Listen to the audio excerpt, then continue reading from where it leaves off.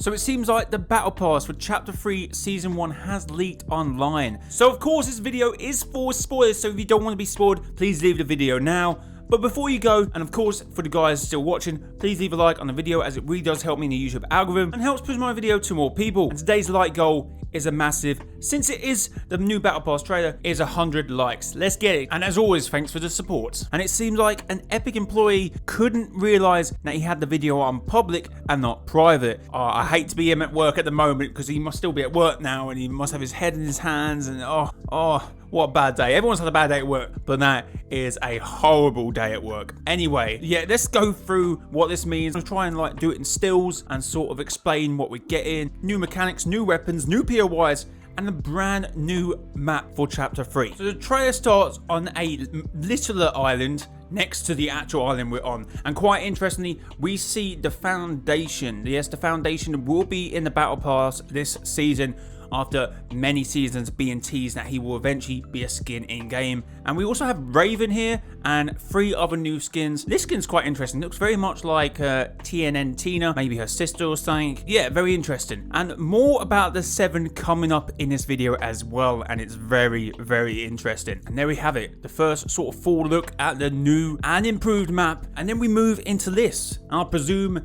this is the loop. We see the 0 point central in the middle, and we see both islands, or one island, because essentially it's still one island, and that's probably where I sort of misquoted Donald Mustard in this occasion. Donald Mustard said a long time ago, almost a couple of years ago now, the Chapter 2 map, or the Chapter 2 island, is created after the end event. The reorganization of matter caused this new map to be created, or the new island. So I did say, even in this video where I'm apparently wrong, I did say that the Chapter 1 map, or the Chapter 1 island, could have created this whole island and both maps simultaneously. But I still said in that video, and why I really wanted to get the point across, is why isn't that important? Because we've been on this Chapter 2 map and essentially sort of had a map below us this whole time. How is that relevant to the story? We keep getting questions, but very little answers. To know that we've had a map existing below us this whole time, if that is the case, it sort of diminished the fact that we ever needed to be on this map the whole time. So how I was going off it, the Chapter 1 map created the Chapter 2 map, and that's why the Chapter 1 map doesn't exist anymore, and that's why we needed this map to create the next map.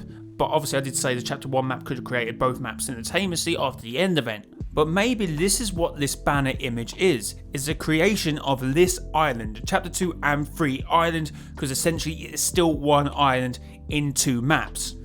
So technically we are on the same island as the Chapter 1 map, but reorganized. So essentially, do you believe there was an island underneath us during Chapter 1? Or did the end event reorganization create both maps?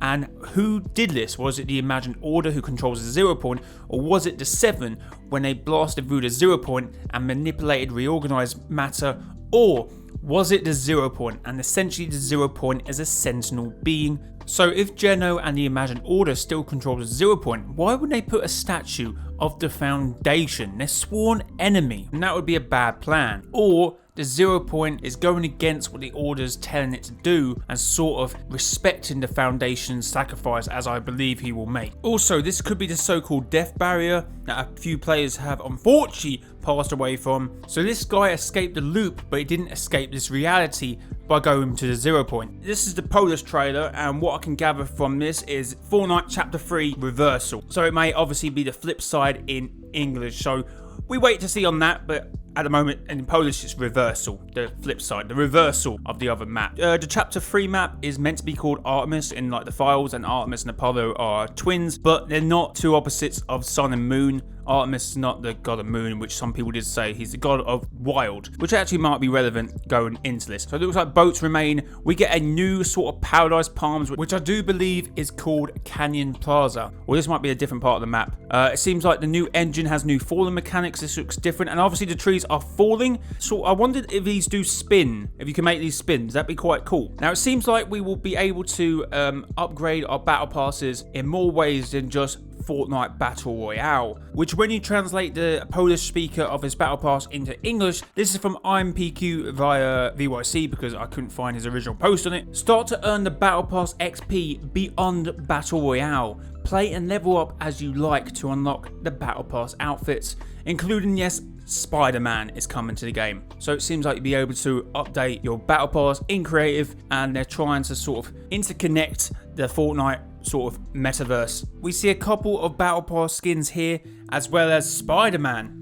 So yes, the new sliding mechanic is coming in. I don't really know how it will work because this sequence in the Battle Pass trailer seems so long, so maybe you can't come out of it, but I presume you will, so we have to wait and see how that will work actually in-game when we experience it when the new season will drop. Also, a Spider-Man mythic seems to be in the game, the Web Slinger, which have been in the files for a while. I can't remember its code name, but it has been suggested. Something like sausage or something, I remember. Oh, obviously, the wind turbines are coming back too, which are kind of cool. I've always liked them. Also, I was streaming with a friend yesterday, and he said, oh, it'd be cool to have your loadouts. You can sort of save some loadouts. And it seems like he was kind of spot on here. Is this a new Marshmallow cosmetic, by the way? A new style?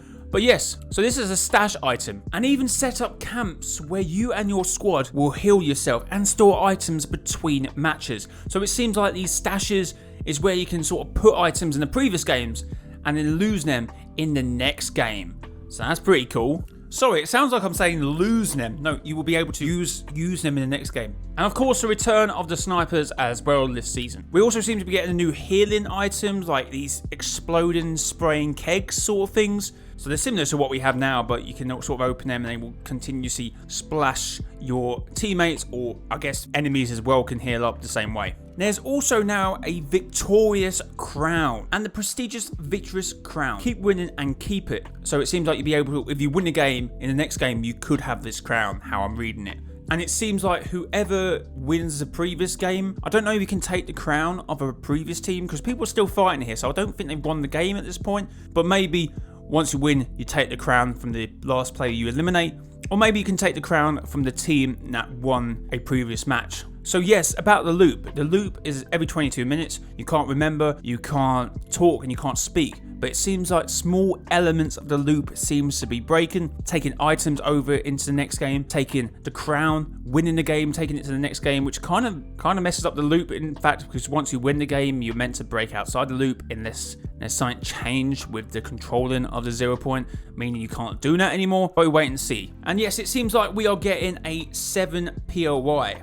The island is completely new. Explore the sanctuary, the hidden house of the Seven, and the Spider-Man neighborhood, the Day Bugle, as well as other locations. Remember, due to the new weather conditions, yes, there's new weather conditions, very, very cool. And after many seasons, the return of the Quad Crasher. Anything can happen. Also, check out the Season 1, Chapter 3 Battle Pass, where you can find Spider-Man and the Foundation and other visitors. So it seems like we will be getting the other 3 visitors, beginning of the Battle Pass. Or maybe, maybe they might come. There might be the 60-day sort of waiting, sort of secret, sort of not secret skins that we get now. But so I did do a breakdown of the storyline trailer where the map flips over and the Foundation could sacrifice his life. Now this would make sense that the Foundation now has a statue in his honor, or maybe just because he's a leader, he's got a statue. Yes, if I was the leader of the Seven, I would also want a statue in my honor. But if he does sacrifice himself, it would make sense. Now, when the island flips over, I believe that isn't the Cube Queen, that is the Foundation and Jonesy doing that. And when the Cube Queen hits the water, the pure portal open to the last reality closes. So I presume that he risks his life to do that. So maybe the Imagined Order and Geno no longer control the loop. So yeah, if you control the loop and the 0 point, I'm pretty much sure, make POIs as you wish. Why would you make the Foundation? To make him a statue so loopers can pay homage to him. Or I do keep saying that I believe the 0 point is a sentinel being. The 0 point is going against the Imagined Order and paying respects to the Foundation, who risks his life. But with the Foundation's sacrifice will come a new fraction, because one of the Foundation's edit styles on his helmet looks very similar to this sort of skull thing, which you see in a couple of POIs.